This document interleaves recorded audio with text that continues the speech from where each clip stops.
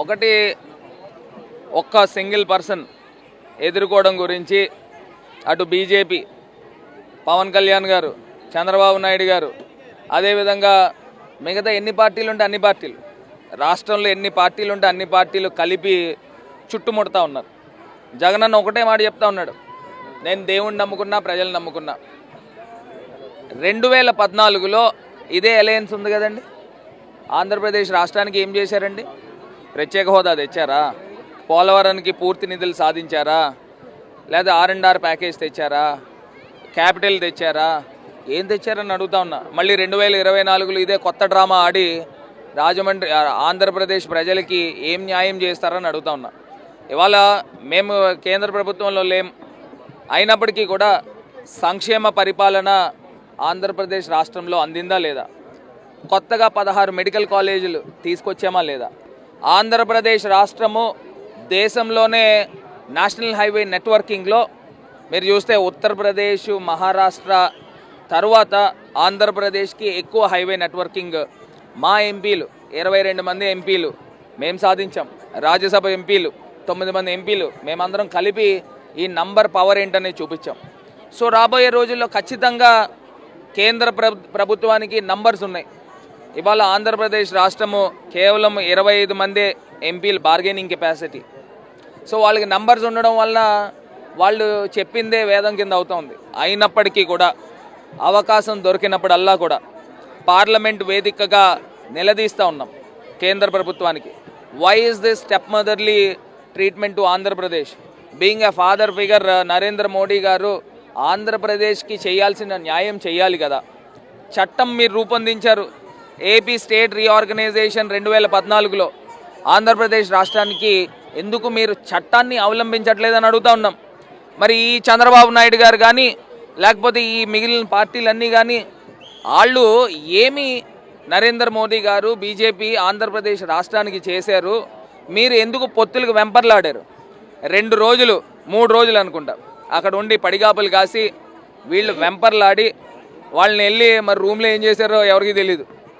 ఎందుకంటే 2 రోజులు ఆయన్ని వెయిటింగ్లో పెట్టారని అంటే మొత్తం నేను తీసుకొచ్చి పార్టీ మీకు తాకట్టు పెట్టేస్తాను, అవసరమైతే ఎలక్షన్లు అయిపోయిన తర్వాత నా పార్టీని మీ దాంట్లో విలీనం చేసినా చెప్పినా చెప్పుంటాడు ఈ చంద్రబాబు నాయుడు గారు. సో బహుశా ఇవన్నీ జరుగుంటాయి.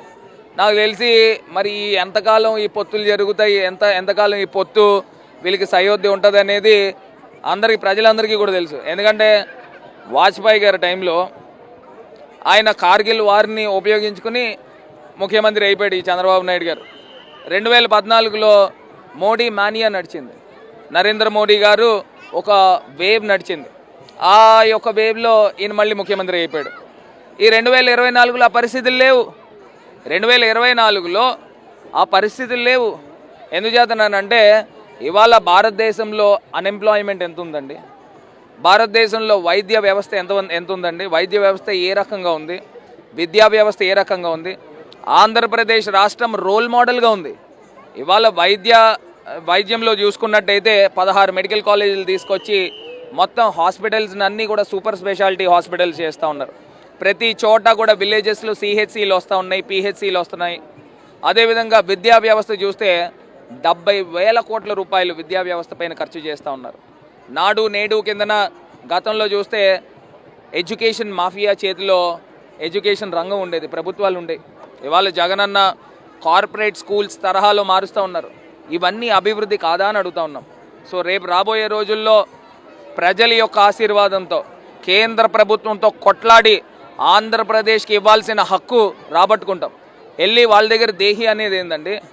ఖచ్చితంగా కొట్లాడతాం, మనకు రావాల్సిన హక్కు మనం రాబట్టుకుంటాం. ఈ చంద్రబాబు నాయుడు గారు ఆంధ్రప్రదేశ్ రాష్ట్రాన్ని తీసుకెళ్ళి కేంద్ర ప్రభుత్వం దగ్గర తాకట్టు పెడుతున్నాడా అని అడుగుతా ఉన్నా. ఇవాళ ఆంధ్రప్రదేశ్ ప్రజలారా గమనించమని కోరుతా ఉన్నాం. జగనన్న ప్రభుత్వంలో లేకపోయినా కొట్లాడి ఇవన్నీ సాధిస్తూ ఉన్నామే. రేపు భవిష్యత్తులో ఆంధ్రప్రదేశ్ రాష్ట్రాన్ని అగ్రగామిగా పెట్టే ముఖ్యమంత్రి జగన్మోహన్ రెడ్డి గారు అని కూడా ఈ సందర్భంగా తెలియపరుస్తుంది. ఒకటండి, సిద్ధం అంటే ఒక సెన్సేషన్. ఆంధ్రప్రదేశ్ రాష్ట్రంలో సిద్ధం అనే ఒక సింగిల్ వర్డ్తో అంత సెన్సేషన్ క్రియేట్ అయింది అని అంటే అది జగనన్న సునామీ. అది ఇవాళ దేశంలో నాకు తెలిసి బహుశా ఏ ప్రధానమంత్రులకైనా అంత జనం వచ్చారో లేదో నాకేది తెలియదు, కానీ ఇవాళ ప్రజల్ని చూస్తే ఒక సముద్రం కనబడుతూ ఉంది, ప్రజా సముద్రం కనబడుతూ ఉంది. అన్ని లక్షల మంది అశేషంగా, నాకు తెలిసి ఒక 17-18 లక్షల మంది పైనే వచ్చారని అంచనాలు చెప్తా ఉన్నాయి. మొత్తం నేషనల్ హైవే అంతా కూడా దిగ్బంధం అయిపోయింది, 10 గంటలు 12 గంటల పాటు దిగ్బంధం అయిపోయింది. మరి ఇంతమంది అశేషంగా ప్రజలు వస్తూ ఉన్నారు. ఆ సభా ప్రాంగణంలో పొద్దున్న దగ్గర నుంచి సాయంత్రం దాకా ముఖ్యమంత్రి గారు ఏం చెప్తారా అని ఎదురు చూస్తూ ఉన్నారు అని అంటే, ఇది స్వచ్ఛందంగా ప్రజలందరూ కూడా అక్కడికి వచ్చి వారి మద్దతు తెలుపుతూ ఉన్నారు. రాబోయే రోజుల్లో ఒకటే చెప్తా ఉన్నారు జగనన్న కూడా, వై నాట్ 175. ఇవాళ ప్రతి నియోజకవర్గం పార్టీలకు అతీతంగా సంక్షేమం చేశాం, ప్రతి నియోజకవర్గము అభివృద్ధి పందాలో పరుగులు పరిగెట్టిస్తూ ఉన్నాం. విద్య, వైద్య రంగము, సంక్షేమము అన్ని విధాలుగా కూడా ముందుకు తీసుకువెళ్తున్నాం.